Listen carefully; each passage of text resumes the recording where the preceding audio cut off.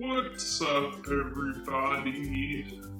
It's Robin. As you can see, I'm still in the Arizona Grand Resort, which is probably gonna only last a few more days. I've heard rumors that we're gonna be staying here until the end of the semester, which seems very far-fetched. But who knows? So in this video, I'm just going to introduce a few terms that, the average person doesn't know, at least as far as I know. I didn't know them until recently. Basically, any terms that are regularly used by the trans community that a cis person or a non-trans person wouldn't know. Cis means a person who is not trans. So anyone whose gender identity aligns with the gender they were born as. So that's a pretty straightforward definition. Here's another example of a word that I think most cis people don't know. The phrase dead name. A trans person's dead name is their given name. Don't ask me why it's called a dead name. I didn't come up with it.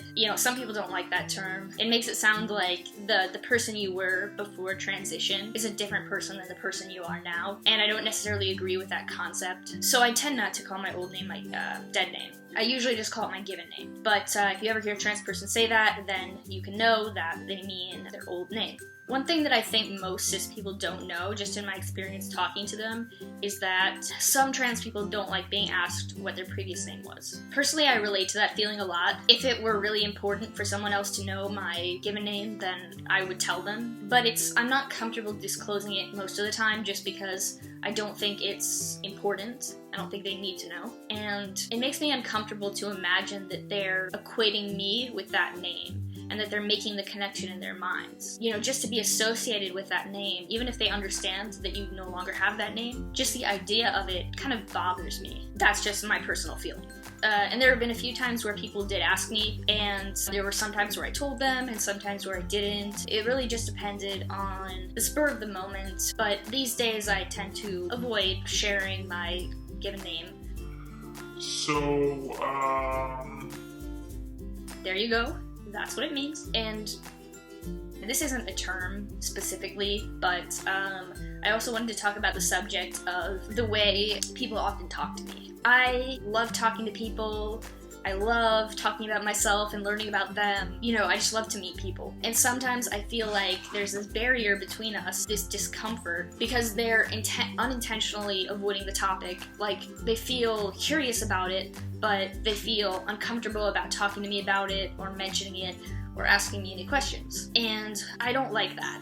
It makes me uncomfortable when I can tell that the other person is curious, but they aren't saying anything because they're worried that it's wrong. I mean, it is true that some questions you should avoid asking unless you're in an intimate relationship and things like that, but I like being able to talk about my life, and if I can tell that the other person feels really uncomfortable with that topic, then I feel like I can't talk about that, and it's just another part of my life. So if something like funny happens to me or something annoying happens to me, I like being able to talk about that with other people. If they suddenly get this uncomfortable look on their face whenever I mention it, then I just avoid talking about it.